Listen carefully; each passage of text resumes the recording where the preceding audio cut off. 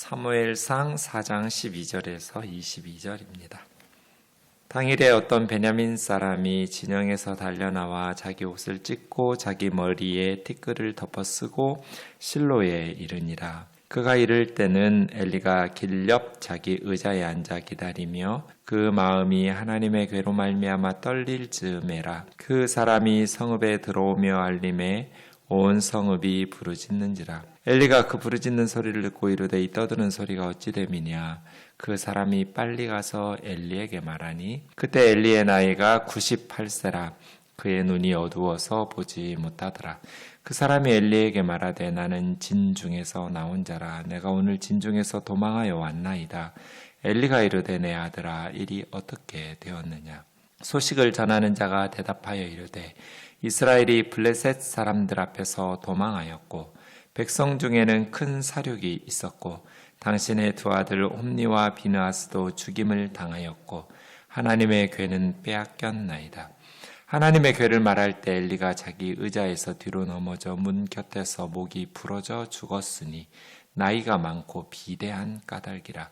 그가 이스라엘의 사사가 된 지 40년이었더라. 그의 며느리인 비느하스의 아내가 임신하여 해산 때가 가까웠더니 하나님의 괴를 빼앗긴 것과 그 시아버지와 남편이 죽은 소식을 듣고 갑자기 아파서 몸을 굽으려 해산하고 죽어갈 때 곁에 서 있던 여인들이 그에게 이르되 두려워하지 말라.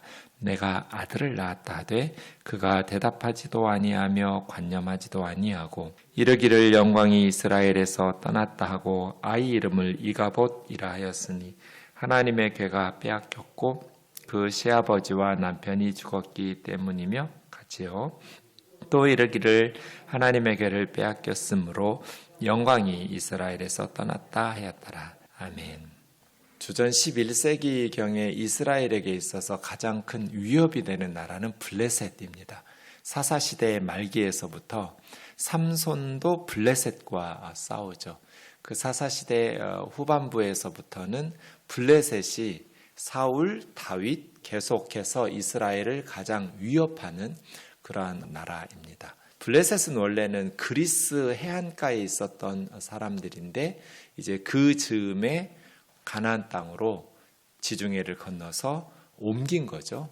이스라엘의 서남쪽, 지금 가자지구라고 하는 블레셋의 5대 도시 중에 하나가 가사라고 우리 한글 성경에 나와 있는데 그 가사가 지금 여러분 뉴스에서 가자지구 하는 그 가사입니다. 블레셋 5도시 중에 하나였습니다. 지중해 쪽으로 남서쪽으로 붙어있는 쪽입니다. 이 사람들은 매우 강력한 철기 문명의 무기들을 가지고 있었고 이스라엘에게는 굉장히 위협이 되는. 주의해야 될 것은 창세기에도 블레셋이 나오는데 창세기에 나오는 블레셋과 사무엘서에 나오는 블레셋은 다른 민족이에요. 창세기에 나오는 블레셋은 원래 가나안에 있던 원주민들 중에 하나이고요. 사무엘서에서 말하는 블레셋은 그 후에 사사시대에 이주해온 그리스 해안가의 사람들 이렇게 보시면 되겠습니다. 어쨌든 블레셋과 이제 엘리 대제사장 때 전쟁이 일어납니다. 오늘 본문 앞에 우리가 주말에 새벽 기도회가 없어서 못 봤는데 아벡이라는 곳에서 블레셋이 쳐들어와서 전쟁이 시작되었는데 이스라엘이 패배합니다. 4,000명의 이스라엘 사람들이 죽고 도망와요. 그래서 이제 패잔병들이 와가지고 이야기하니까 이스라엘의 장로들이 왜 하나님께서 우리에게 오늘 블레셋 사람들에게 패배를 당하게 하셨는가? 정답이죠. 하나님께서 블레셋과의 전쟁에서 패배하게 하셨기 때문에 이스라엘은 블레셋에게 진 거예요. 근데 그 다음 그럼 어떻게 하지? 여호와의 언약궤를 실로에서 전쟁터로 가져오자. 그래서 우리가 전쟁하자. 이건 오답이죠. 블레셋과의 전투에서 이스라엘이 졌어요. 그러면 하나님께서 지게 하신 거예요. 이건 정답. 근데 그것에 대한 해결책으로 실로에 있는 하나님의 궤, 언약궤를 이 전쟁터 아벡으로 가져오자. 그러면 승리할 수 있다고 생각한 거죠. 이건 오답이죠. 왜요? 그럼 정답이 뭐예요? 하나님께서 블레셋에게 우리 이스라엘의 군대를 패배하게 해서 4,000명이 죽었는데 이렇게 패배하게 하신 이유가 뭘까를 물었으면 하나님의 언약궤를 부적처럼 갖다가 전쟁터로 옮겨와서 승리할 수 있다고 생각할 것이 아니라 우리가 하나님 앞에 회개해야 될 게 뭐냐. 하나님 앞에 기도하면서 우리의 죄악을 회개하고 하나님의 뜻을 묻고 그렇게 해야죠. 여호수아가 전쟁에서 가나안 정복할 때 작은 성 금방 쉽게 이길 줄 알았는데 여리고성 정복 후에 아이성이라는 전투에서 패배했어요. 그때 여호수아가 어떻게 했어요? 하나님께 기도하죠. 하나님께서 가나안 땅 정복을 명하셔서 우리가 지금 전쟁 중인데 왜 아이성에서 우리 이스라엘 군대가 패배를 당했는가? 하나님 앞에 기도하면서 물었을 때 아간이라는 사람의 범죄가 하나님에 의해서 드러나게 됐죠. 그래서 패배하게 된 그 원인을 회개하고 제거하면서 다시 아이성과의 전투에서 승리하게 되죠. 이런 방식을 밟아야죠. 이스라엘의 군대가 블레셋에게 패배당했어요. 4,000명이 죽었어요. 그러면 여호와께서 왜 오늘 블레셋에게 우리를 지게 하셨을까? 오케이, 정답. 그러면 하나님 앞에 기도하며 물었어야죠. 하나님 우리 왜 졌습니까? 하면서 하나님 앞에 여호수아처럼 여호수아와 여호수아 시대의 장로들처럼 하나님께 기도하며 물었어야 되는데 이 엘리와 엘리 시대의 장로들은 실로에 있는 언약궤를 전쟁의 현장에 가져오자. 그러면 승리할 수 있다. 자기들 생각대로 하나님께 묻지도 않고 이런 식으로 하니까 두 번째 블레셋에게 질 때는 3만 명이 죽었어요.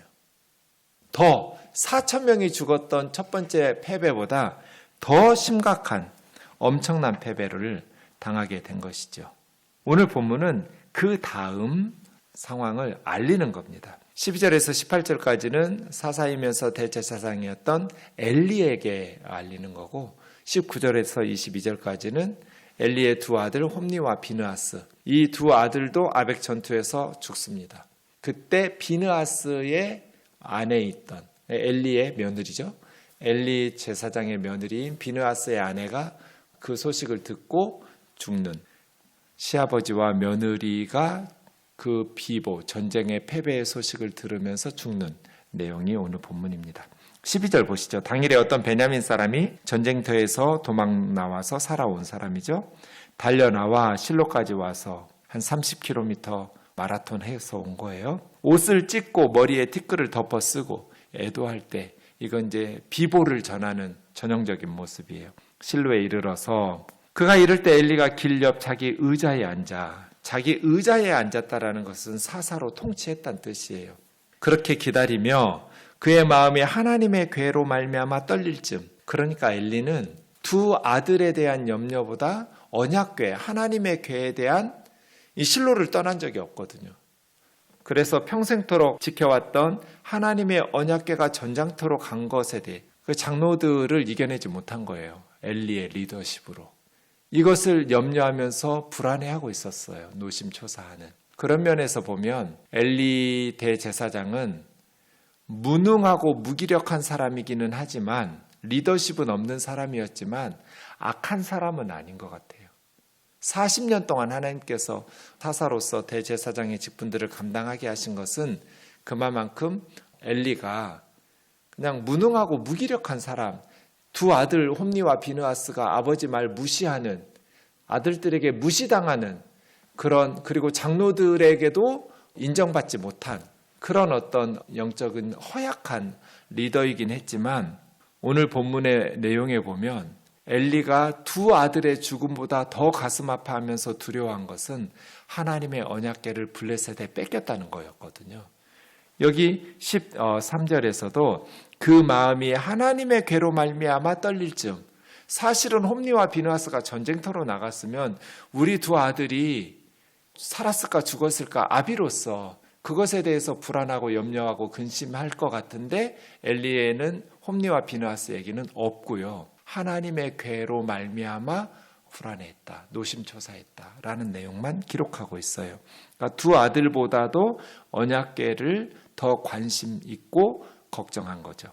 그런 면에서 보면 엘리는 무능하고 무기력한 사람, 그러나 악한 사람은 아닌 것 같아요. 그 사람이 성읍에 들어오며 알림에 이제 패배의 소식을 알리니까 온 실로의 성읍 사람들이 부르짖는지라. 전쟁의 패배 소식을 들었으니까요. 그 소리를 들으면서 엘리가 이 떠드는 소리가 어찌 됨이냐 했을 때 그 사람이 빨리 엘리에게 가서 말하는데 그 말한 내용은 15절이 아니고 16절에 나오고요. 그 빨리 엘리에게 가서 말하니 다음에 성경의 기록은 엘리 나이 98세 그의 눈이 어두워 보지 못하더라. 이걸 기록을 먼저 했어요. 98세.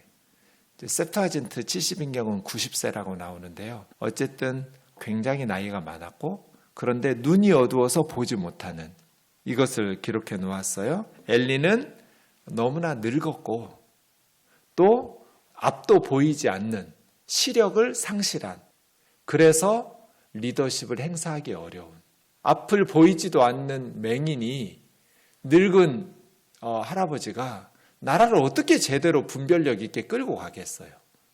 그러니까 빨리 젊은 사람들에게 사사 자리와 리더십 자리를 넘겼어야죠.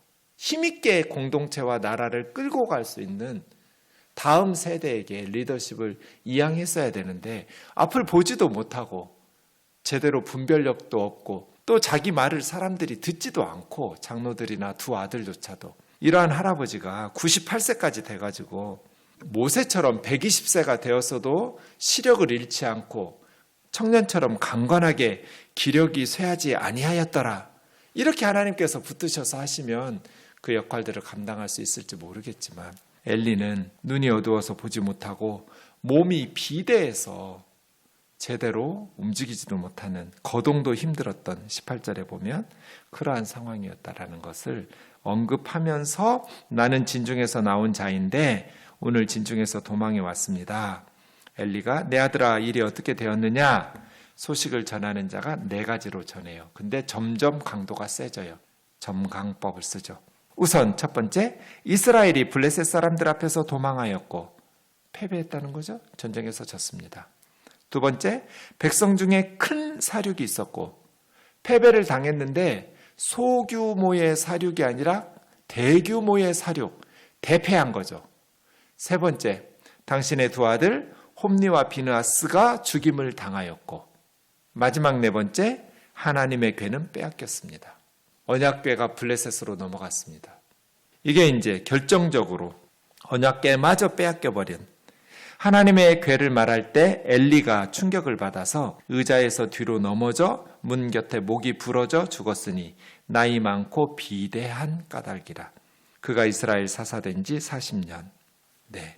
그러니까 두 아들 이야기 들을 때가 아니라 하나님의 언약궤를 빼앗겼다고 했을 때 하나님의 궤를 말할 때 엘리가 충격을 받아서 죽은 거죠. 뒤로 넘어져서.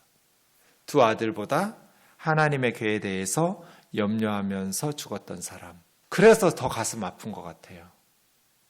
차라리 악한 사람이면 덜 슬플 것 같은데 악하지는 않은데 영적으로 무기력하고 무능한 리더였기 때문에 더 이러한 결말이 더 슬퍼요.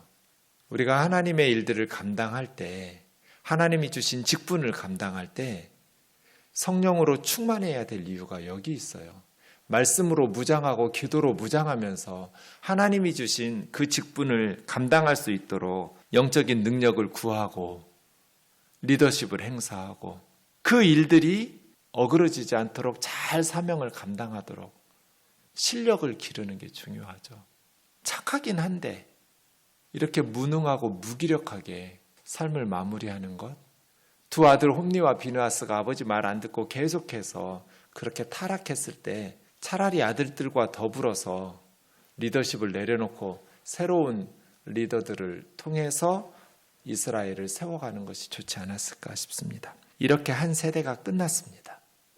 언제나 우리는 이어달리기 같아서 우리가 달려야 될 구간이 끝나면 바톤 터치하고 죽죠. 우리는 우리의 구간을 잘 달리고 있는가? 가정에서 주신 직분, 교회에서 주신 직분, 사회에서 주님께서 맡기신 사명들과 직분들을 우리는 엘리처럼 무능하고 무기력하게 감당하고 있지는 않은가?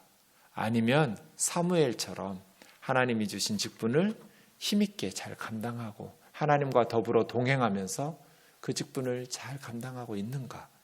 우리 구간을 지금 잘 달리고 있냔 말이에요. 그리고 나서 우리 아이들에게 바톤 터치하고 천국으로 가야 될 텐데 우리 아이들은 잘 믿음 안에서 준비되고 있는가? 19절입니다. 며느리 비느하스 아내가 임신하여 해산할 때가 됐는데 이제 둘째 아들 출산 때예요. 하나님의 궤를 빼앗긴 것과 여기서도 19절에서 22절에도 하나님의 궤를 빼앗긴 것이 포커스예요. 남편 죽은 것보다 하나님의 궤를 빼앗긴 것. 이걸 3번 반복해요. 남편 죽은 건 2번 이야기하고 19절, 21절, 22절 하나님의 궤를 빼앗겼다, 빼앗겼다, 빼앗겼다 3번 반복하죠. 또 시아버지 엘리와 남편 비느하스가 죽은 소식을 듣고 갑자기 아파서 몸을 굽으려 조산하게 되었어요. 그런데 아이를 낳으면서 라헬처럼 해산하면서 죽어가요. 이 며느리가. 죽어갈 때 곁에 있던 이제 산파들이 두려워하지 말라, 아들 낳았다. 당시에는 뭐 남아 선호 사상이 있었으니까요. 이건 축하할 일이잖아요. 경사스러운 일인데 이 비느하스의 아내는 전혀 대답하지도 않고 관념하지도 않고 기뻐하지 않으면서 영광이 이스라엘에게서 떠났다 하면서 아이 이름을 이가봇 이렇게 해요. 이가보드예요. 이라는 것은 어디 있느냐?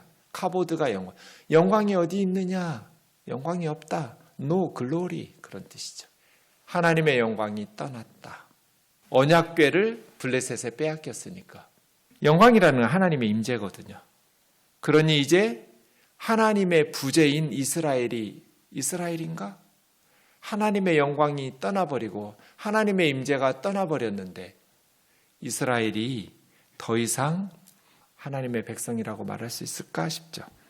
이가봇이라 하였으니 이카보드 하나님의 궤가 빼앗겼고 시아버지 남편이 죽었기 때문이며 또 이르기를 하나님의 궤를 빼앗겼으므로 영광이 이스라엘에서 떠났다. 그러니까 시아버지 엘리도 이 비느하스의 아내인 며느리도 마지막 순간까지 하나님의 궤, 언약궤가 떠난 것을 염려한 거예요. 출애굽 이후에 이렇게 언약궤를 빼앗긴 적은 없어요. 다른 나라의 최대 위기라고 말할 수 있겠죠. 하나님 이런 분이죠. 언약궤를 부적처럼 사용한다고 전쟁에서 승리할 수 있겠어요? 언약궤가 무슨 부적이에요? 그거 가지고 오면 전쟁에서 블레셋을 이겨요? 어리석은 장로들, 어리석은 이스라엘 백성들 말이에요.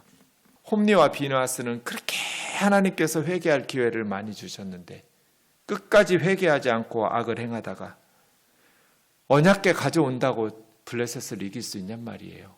사사시대 우상숭배하면서 하나님의 백성이라는 사람들이 그렇게 부정부패에 소돔과 고모라처럼 영적으로 윤리적으로 타락하면서 언약궤를 부적처럼 사용할 수 있다고 생각하는 것 자체가 너무나 불경건한 것이죠. 하나님의 말씀에 순종할 때 언약궤도 성전도 의미가 있는 것이지, 하나님의 말씀에 불순종하면 그 언약궤는 아카시아 나무 상자하고 뭐가 달라요? 그 안에 있는 십계명이 하나님의 말씀이 하나님의 백성인 이스라엘 사람들의 삶 속에서 순종되어야지, 언약궤 안에 있는 십계명, 또 하나님께서 함께 역사하셨던 아론의 쌍난 지팡이, 그리고 만나를 담은 금 항아리, 이게 다 하나님의 역사의 말씀이고 하나님께서 함께 하시는 증표들인데 그 하나님의 말씀을 무시하고 하나님의 뜻은 불순종하면서 우상숭배하면서 무슨 하나님의 승리와 도우심을 기대하냔 말이에요. 그건 그냥 나무 상자에 불과해요. 우리가 하나님의 말씀에 순종할 때 성전도 의미가 있고 예배도 의미가 있고 기도도 의미가 있는 것이지, 십자가도 의미가 있는 것이지, 우리가 하나님 말씀 불순종하면서 십자가 갖다 놓고 성경 붙들고 있고 예배당 짓는다고 해서 무슨 승리와 영광이 있겠어요? 하나님이 무능해서 블레셋으로 가신 건 아니에요. 이제 내일 본문 보겠지만 하나님께서 블레셋에 가셨다, 언약궤가 블레셋에 들어갔다, 그건 블레셋의 다곤 신은 죽은 거예요. 블레셋의 신들 또 그러니까 하나님은 걱정 안 해도 돼요.